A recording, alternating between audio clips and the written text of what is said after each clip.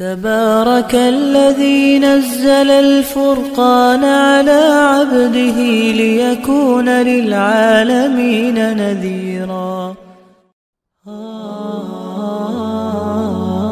ونشهد أن سيدنا ومولانا محمدا عبده ورسوله أرسله إلى كافة للناس بشيرا ونذيرا وداعيا إلى الله بإذنه وسراجا منيرا. أما بعد فأعوذ بالله من الشيطان الرجيم. بسم الله الرحمن الرحيم. ومن أحسن قولا ممن دعا إلى الله وعمل صالحا وقال إنني من المسلمين. صدق الله العلي العظيم وصدق رسوله النبي الحبيب الكريم وعلى ذلك لمن الشاهدين والشاكرين والحمد لله رب العالمين. درود شریف پڑھو.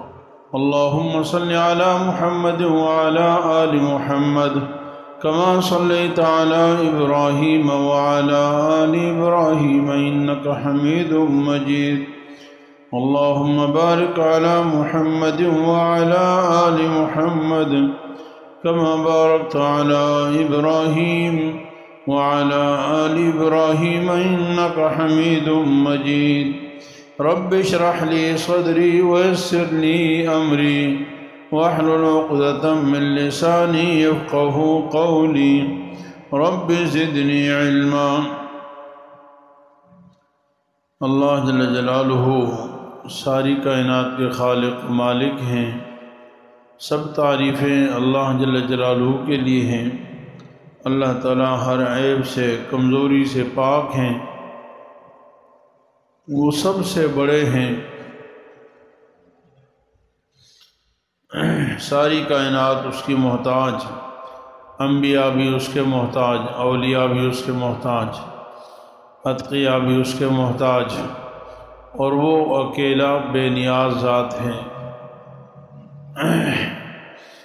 ساری کائنات کے سارے احوال اللہ تعالیٰ جانتے ہیں، لیکن اللہ تعالیٰ کی ذات کی حقیقت سمجھنے سے ساری کائنات قاصر ہے.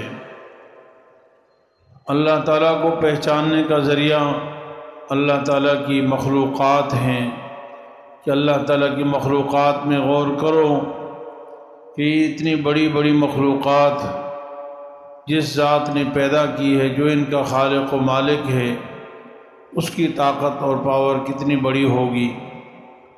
اس کو اللہ تعالیٰ کہتے ہیں. اس لیے اللہ تعالیٰ نے قرآن کریم میں اپنا تعارف اپنی مخلوقات کے ذریعے سے کروایا ہے. اس لیے ساری مخلوق کو عالم کہا جاتا ہے، اور سارے مختلف عالم بھی ہیں، عالمین. تو اللہ تعالیٰ اس سارے عالموں کے رب اور پروردگار ہیں. آسمانوں کو اللہ نے پیدا فرمایا، زمین کو اللہ نے پیدا فرمایا، دریاؤں کو اللہ نے پیدا فرمایا، درختوں کو اللہ نے پیدا فرمایا، ہواؤں کو اللہ نے پیدا فرمایا، دن اور رات کو اللہ نے پیدا فرمایا، روشنی اور اندھیرا اللہ نے پیدا فرمایا، سردی اور گرمی اللہ تعالیٰ نے پیدا فرمائی. یہ ساری مخلوقات، اس کائنات میں ساری مخلوق مل کر یہ چیزیں نہیں کر سکتی ہیں. اس کا ہمیں مشاہدہ ہے، تجربہ ہے. ہم ہر آدمی اس کو جانتا ہے کہ ہم میں سے کوئی شخص، کوئی ذات اس کی طاقت نہیں رکھتی. جو ذات ان ساری کائنات کو پیدا کرنے والی ہے اور اس ساری کائنات کا نظام اس کے کنٹرول سے چل رہا ہے، اس ذات کا نام ہے اللہ جل جلالہ. میرے محترم دوستو، اللہ تعالیٰ چونکہ ساری کائنات کے بڑے ہیں، اس لیے اللہ تعالیٰ نے ساری کائنات کو ایک دعوت کے لیے بلایا ہے کہ سب کے سب اللہ کی بندگی کریں. اس کائنات میں جو سب کے خالق و مالک ہیں وہ صرف اللہ ہیں. تو اللہ تعالیٰ یہ چاہتے ہیں کہ انسان مخلوق کی بندگی اور عبادت کی بجائے انسان اللہ تعالیٰ کی بندگی اور عبادت کرے. اس کائنات میں کوئی عبادت کے لائق نہیں، اس میں کوئی شک نہیں ہے۔ نہ انبیاء عبادت کے لائق ہیں، نہ اولیاء عبادت کے لائق ہیں، نہ اصفیاء عبادت کے لائق ہیں۔ عبادت کے لائق ذات صرف اللہ تعالیٰ کی۔ اور جب سارے کے سارے انبیاء علیہ السلام ایک اسی کے در کے مانگتے ہیں، بیکاری ہیں، اسی سے مانگتے ہیں، اسی کو حاجت روا، اسی کو مشکل کشا سمجھتے ہیں، تو پھر اس کائنات میں کوئی اور کیسے ہو سکتا ہے جو یہ سمجھے کہ کوئی اور اس کائنات میں خدا ہے، کوئی اور مشکل کشا ہے، کوئی اور حاجت روا ہے؟ کوئی نہیں۔ انبیاء علیہ السلام نے ہمیں یہی دعوت دی ہے۔ میرے محترم دوستو، اب اللہ جل جلالہ جو سب سے بڑے ہیں، تو ہماری اللہ تعالیٰ نے سارے کے سارے انبیاء علیہ السلام 1,24,000 انبیاء کم و بیش اسی مقصد کے لیے بھیجیں کہ سارے کے سارے انسانوں کو انسانوں کی بندگی سے نکال کر اللہ تعالیٰ کی بندگی کی طرف لے کے جائیں، کو دعوت دیں۔ سب سے آخری پیغمبر سیدنا محمد صلی اللہ علیہ وسلم بھی اسی مقصد کے لیے دنیا میں تشریف لائیں کہ انسان کا غلام نہ ہو، انسان اللہ تعالیٰ کا غلام ہو۔ انسان بندوں کی صحابہ کرام ایک دفعہ روم کے بادشاہ سے صحابہ کرام بات کرنے گئے، تو وہاں پر اس بادشاہ نے کہا کہ تم کون ہو اور کہاں سے آئے ہو اور کس لیے آئے ہو؟ نے کہا ہم عرب ہیں، اور ہم آخری پیغمبر حضرت محمد صلی اللہ علیہ وسلم پر ہمارا ایمان ہے، اور ہمارا مقصد اور غرض صرف یہ ہے کہ لنخرج العباد من عبادت العباد الى عبادت رب العباد۔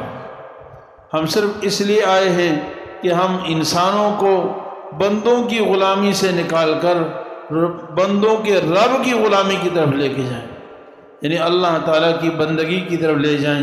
یہ ہمارا مقصود ہے، اور ہم اس کے لیے لے کے آئے ہیں۔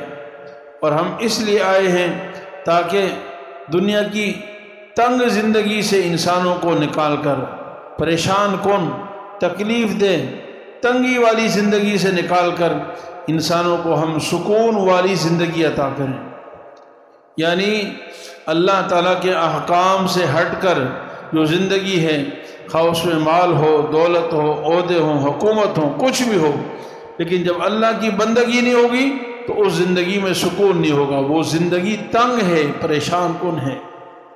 اور ہم دنیا کی وسعت، فراوانی، سکون کی طرف لے جانا چاہتے ہیں۔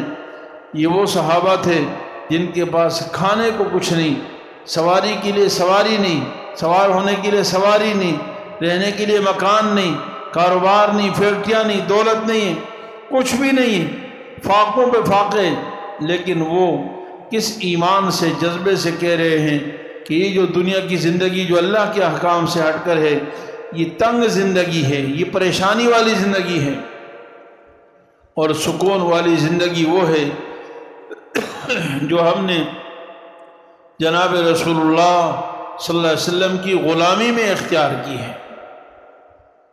تو میرے عزیز بھائیوں، سارے انبیاء علیہ السلام اس مقصد کے لیے آئے ہیں، اور یہ پہلے انبیاء علیہ السلام میں بھی یہ یعنی 1,24,000 انبیاء علیہ السلام میں یہ بات مشترکہ تھی کہ دین پر خود بھی چلنا ہے اور دوسروں کو بھی دین کی طرف لانا ہے۔ اللہ تعالیٰ کی طرف دعوت، یہ جب انبیاء علیہ السلام کا مقصودی چیز ہے اور سب سے بڑا مشن ہے، تو ان کی امتوں کا بھی مشن یہی ہے، کیونکہ انبیاء تو اسی لیے آتے ہیں الا لیطاع باذن اللہ، کہ ہم انبیاء کی اتباع کریں، ان کی پیروی کریں۔ قرآن کریم میں اللہ تعالیٰ نے بنی اسرائیل کی ایک قوم کا ذکر 9ویں پارے میں ذکر فرمایا ہے، اور کہ مچھلیاں اس قوم پر یعنی بنی اسرائیل کا امتحان تھا کہ ہفتے کے دن شکار نہیں کرنا، کیونکہ یہودیوں کے لیے ہفتے کا دن خصوصی تھا کہ پورا دن اس دن عبادت کرنی ہے، اور اس دن کوئی اور شکار نہیں کرنا، کوئی اور کام نہیں کرنا، تو شکار کرنا بھی منع تھا۔ اسی طرح عیسائیوں کے لیے اتوار کا دن تھا کہ وہ اس دن عبادت کریں اور اس دن شکار وغیرہ کوئی اور کام نہ کریں، دنیاوی مصروفیت اتوار کو چھوڑ دیں۔ ہفتے کے دن یہود کے لیے اور اتوار کے دن عیسائیوں کے لیے، اور ہمارے لیے امت محمدیہ کے لیے اللہ نے بڑا عظیم دن، فضیلت والا دن وہ جمعے کا دن عطا فرمایا کہ ہم جمعے کے دن خاص عبادت کیا کریں۔ لیکن اس امت پر اللہ کی مہربانیاں بہت زیادہ ہیں۔ ہمیں پورا دن کاروبار کرنے سے منع نہیں فرمایا، صبح سے شام تک منع نہیں کیا، بلکہ اس امت کو یہ کہا ہے کہ صرف جمعے کی نماز کے لیے جب اذان دی جائے نا، آواز دی جائے، اذا نودی للصلاۃ من یوم الجمعہ، جب جمعے کی نماز کے لیے اذان ہو، جو ابھی پہلے جمعہ کی اذان ہو چکی ہے، اذا نودی للصلاۃ، جب بلایا جائے تو فسو، بس دوڑو، پھر سارے کام کاج چھوڑ دو، کھانا پینا سونا کاروبار خرید و فروخت گپ شپ میٹنگیں سب چھوڑ دو، بند، فسعوا الی ذکر اللہ وذروا البیع، اور سب کو چھوڑ دو۔ ایک آدھ گھنٹہ 2 گھنٹے زیادہ سے زیادہ، لیکن افسوس یہ ہے کہ 7 دنوں میں ہم 2 گھنٹے بھی دیتے ہوئے بڑی کتراتے ہیں، پریشان ہو جاتے ہیں کہ جی 2 گھنٹے ہم اللہ کو کیسے، اس میں بھی ہم کہتے ہیں جی پہلی اذان ہو گئی، ابھی تو مولوی صاحب تھوڑا تقریر کریں گے یا کوئی اور بات ہوگی، ابھی تو دوسری اذان ہوگی، اس کے انتظار کرتے ہیں، پھر خطبہ، ابھی خطبے میں پہنچ جائیں گے۔ حالانکہ اتنے فضائل ہیں احادیث میں، بہرحال بات دوسری طرف چلی جائے گی۔ تو میں عرض کر رہا تھا کہ بنی اسرائیل ہفتے کے دن شکار منع تھا، تو وہ لوگ ہفتے کے دن شکار کرتے تھے، اور امتحان کے طور پر اللہ تعالیٰ ہفتے کے دن مچھلیاں زیادہ بھیج دیتا تھا۔ یہ امتحان ہوتا ہے کہ انسان جس وقت یعنی سوچ ہی ہو انسان کی، یعنی جس وقت انسان کو اللہ منع کر دے اس وقت اس کے مخالف فائدہ نظر آئے۔ تو یہ جیسے اب دکان نماز کا ٹائم ہو گیا، ادھر سے گاہک بھی آ گیا، تو ہم کہتے ہیں بھائی قسمت سے آیا، قسمت سے نہیں، امتحان بن کر آیا تمہارے لیے۔ صبح سے بیٹھے تھے گاہک نہیں تھا، اب اذان ہوئی گاہک آ گیا، اب کہتے ہیں بھائی اس کو چھوڑنا نہیں چاہیے، سمجھتے ہیں کہ پتہ نہیں یہ ایسی غیبانہ آ گیا، اتفاق سے آ گیا۔ ارے کوئی دنیا میں ایک پتا بھی اتفاق سے نہیں ہلتا ہے، سب اللہ کی قدرت اور طاقت سے ہلتا ہے۔ گاہک بھی بھیجنے والی ذات اللہ تعالیٰ کی۔ تو بہرحال ہفتے کے دن بہت سارے وہ آ جاتے تھے اور باقی دنوں میں نہیں ہوتے تھے، مچھلیاں نہیں ہوتی تھی۔ تو بہرحال وہ ان لوگوں نے اس کے لیے اللہ کے احکام توڑنے کے لیے یہ طریقہ اختیار کیا کہ انہوں نے تالاب بنا لیے، دریا کے کناروں پہ بڑے بڑے تالاب بنا لیے، ان کا راستہ تھا۔ تو وہ ہفتے کے دن جو ہے وہ ان تالاب میں مچھلیاں جمع ہو جاتی تھیں، بھر جاتے تھے، کیونکہ دریا میں بھی بہت مچھلیاں تھیں، تالابوں کی طرف بھی آ جاتی مچھلیاں، اور ہفتے کی شام کو یہ تالاب کا راستہ بند کر دیتے، جو دریا کی طرف واپس جانے والا راستہ وہ بند کر دیتے ہیں۔ اب وہ بہت ساری مچھلیاں تالاب میں بند ہو جاتی تھیں، اور اتوار کو شکار کرتے تھے، کہتے جی ہم نے تو ہفتے کو شکار نہیں کی بلکہ ہم نے تو اتوار کو شکار کی۔ لیکن بہرحال انسان عام دریا سے ایک اپنے مخصوص ایریے میں بند کر دے تو یہی شکار ہی ہے، یہ تو آپ کے کنٹرول میں آ گئی، آپ بھاگ نہیں سکتے کہیں۔ تو بہرحال یہ اللہ کی نافرمانی کرتے تھے۔ حضرت قرآن کریم میں اللہ تعالیٰ نے ارشاد فرمایا کہ ایک قوم تو وہ تھی جو نافرمانی کرتی تھی، دوسری قوم وہ تھی جو ان کو منع کرتی تھی، ان کو کہتی بھائی دعوت اللہ، اللہ کی نافرمانی مت کرو، اللہ کے عذاب کو دعوت مت دو ورنہ تم پر اللہ کا عذاب آ جائے گا۔ اور تیسری قوم وہ تھی جنہوں نے کہا یار ہمیں کیا ہے، یہ جانے اور ان کا کام جانے، یہ جانے اور خدا جانے، انہوں نے اپنی قبر میں جانا، ہم نے اپنی قبر میں جانا ہے، ہمیں کیا ضرورت ان کو منع کرنے کی۔ تو حدیث قرآن کریم میں یہ تینوں قوموں کا ذکر ہے۔ اللہ تعالیٰ نے 2 طبقوں کو ہلاک کر دیا اور ایک طبقے کو بچا لیا۔ جو گناہ کرتی تھی وہ تو تھی مجرم، اللہ نے ان پر بھی عذاب بھیجا، اور وہ جو خاموش بیٹھ گئے تھے اور وہ برائیاں دیکھ رہے تھے اور دوسروں کو برائی سے منع نہیں کر رہے تھے، وہ بھی مجرم تھے، اللہ تعالیٰ نے ان کو بھی ہلاک و برباد کر دیا، اور جو دوسروں کو منع کرتے ہیں ان کو بچا لیا۔ قرآن کریم میں اللہ تعالیٰ فرمایا اللہ تعالیٰ کسی قوم کو ہلاک نہیں کرتے جب تک ان میں مصلح موجود ہوں، جب تک ان میں اصلاح کرنے والے موجود ہوں۔ اور قوموں کی حالت یہ ہے، آج ہمارے معاشرے کی سب سے برائی یہ ہے، مزاج یہ ہے کہ ہم صالح سے تو محبت کرتے ہیں، مصلح سے نہیں۔ صالح کا مطلب یہ ہے کہ ایک آدمی خود نماز پڑھ رہا ہے، روزے رکھ رہا ہے، زکوٰۃ دے رہا ہے، نیک اعمال کرتا ہے اپنے طور پر، اس سے ہمیں بڑی محبت ہے۔ لیکن جو آدمی دوسرے کو کہہ رہا ہے تو بھی زکوٰۃ دے، کہتا ہے تیرا کیا کام؟ دوسرے کو کہتا ہے تو بھی نماز پڑھ، کہتا ہے بھائی تیرا کیا کام؟ دوسرا اپنا عقیدہ بھی ٹھیک، دوسرے کو کہتا ہے بھائی تو شرک نہ کر، کفر نہ کر، بدعات نہ کر، رسومات نہ کر، ناچ گانوں میں شرکت نہ کیا کر، کہتا ہے بھائی تیرا کیا کام؟ اپنی قبر میں جا، میں اپنی قبر میں۔ یعنی صالح سے محبت ہے، مصلح سے نفرت۔ اور اللہ تعالیٰ نے میری اور آپ کی ذمہ داری، ساری امتوں کی ذمہ داری ڈالی ہے کہ ہم مصلح بنیں، صرف صالح نہیں بلکہ مصلح بنیں۔ یہ ہے انبیاء علیہ السلام کا اصل طریقہ۔ دیکھیے جناب رسول اللہ صلی اللہ علیہ وسلم 40 سالہ زندگی جو آپ سب کی ابتدائی زندگی ہے، تو ساری دنیا آپ نے بارہا سنا، کتنی دفعہ سنا کہ مکے والے کتنی محبت کرتے تھے، کیونکہ آپ صلی اللہ علیہ وسلم اپنی ابتدائی 40 سالہ زندگی میں صالح تھے، مطلب نیک تھے۔ تقوی آپ میں، امانت آپ میں اعلیٰ درجے کا، صداقت آپ کی اعلیٰ درجے کی، یعنی عرب میں آپ کی کمالات مشہور تھے، صداقت، امانت، دیانت، عدالت، آپ کی خوش فہمی، سمجھداری، عقل مندی، سب کے چرچے تھے ہر طرف کہ یار یہ عرب کا یہ لڑکا پہلے یتیم تھا پھر جوان ہوا، نہ کسی بے حیائی کی محفل میں شریک، نہ کبھی بت کو سجدہ کیا، نہ کبھی شرک کیا، نہ کبھی شراب پی، نہ کبھی کوئی دوسرا بدکاری کا کوئی کام کیا۔ یعنی جس بیماریوں میں سارا عرب ملوث تھا آپ صلی اللہ علیہ وسلم کے اندر ان میں سے ایک گناہ بھی نہیں پایا گیا، ایک گناہ بھی۔ تو آپ صلی اللہ علیہ وسلم صالح تھے یا نہیں تھے؟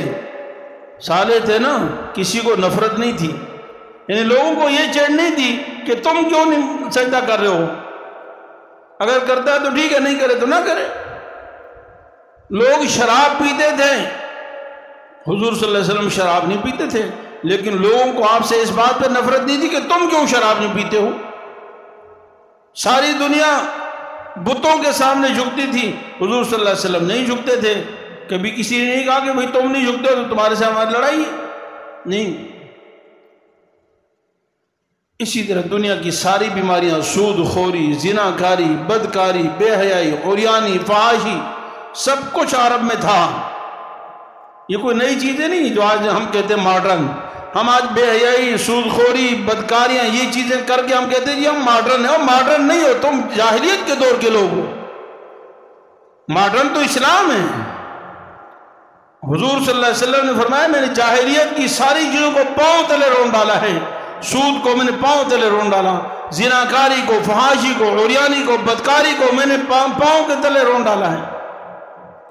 اب آج ہم وہی کام کر رہے ہیں، سود، زنا، بے حیائی، عریانی، فحاشی، اور کہتے ہیں ہم ماڈرن ہیں، اور مولویوں کو کہتے ہیں یہ پرانے لوگ ہیں۔ اور پرانے تم ہو، پرانے ہم ہیں، تم پرانے ہو۔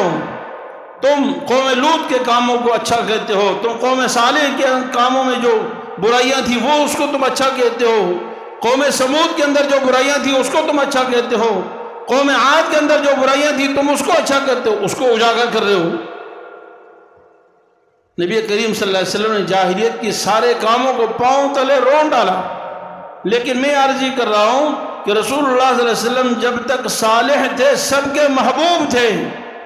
عرب میں آپ سے زیادہ محبوب کوئی نہیں تھا، مکے میں آپ سے زیادہ قدر و عظمت کی نگاہ سے کسی کو نہیں دیکھا جاتا تھا۔ لیکن جس دن سے رسول اللہ صلی اللہ علیہ وسلم صالح کی بجائے مصلح بن گئے، یعنی صالح سے اگلا اسٹیپ اختیار کیا، صالح تو اپنے حد تک ہے، اپنی ذات تک، لیکن جس دن آپ صلی اللہ علیہ وسلم نے فرمایا بھائی تم بھی سجدہ نہیں کرو، لا الہ الا اللہ، لا الہ الا اللہ، ارے ان کا یہ تو گڑبڑ ہے بھائی۔ خود اگر اللہ کے سوا کسی کو سجدہ نہیں کر رہا تو پریشانی نہیں، لیکن جب لوگوں کو بتایا بھائی تم نے بھی ادھر سجدہ نہیں کرنا، صرف ایک اللہ کے سامنے سے، تو لڑائی شروع ہو گئی۔ تم نے شراب نہیں پینی، لڑائی شروع ہو گئی۔ تم نے سود نہیں کھانا، لڑائی شروع ہو گئی۔ بے حیائی نہیں کرنی، لڑائی شروع ہو گئی۔ تو بھائی صالح سے محبت کرتے ہیں اور مصلح سے ہمیشہ نفرت کرتے ہیں۔ مصلح سے اللہ تعالیٰ نے انبیاء علیہ السلام کو مصلح بنا کر بھیجا ہے کہ ساری کائنات اصلاح کریں، دوسرے کی اصلاح۔ جس طرح میری ذمہ داری میں خود اپنی اصلاح کروں گا، ایسی میری ذمہ داری ہے دوسرے کی بھی اصلاح۔ جب تک ہم دوسرے کی اصلاح نہیں کریں گے اس وقت تک ہم کامیاب نہیں ہو سکتے۔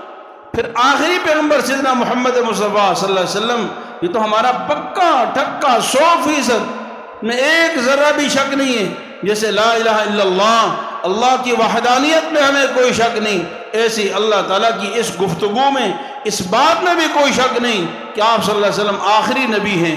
ما کان محمد ابا احد من رجالکم ولکن رسول اللہ وخاتم النبی۔ اب آخری نبی ہیں۔ جب آپ آخری نبی ہیں تو اب قیامت تک اس دین کی بقا اس امت کی ذمہ داری ہے۔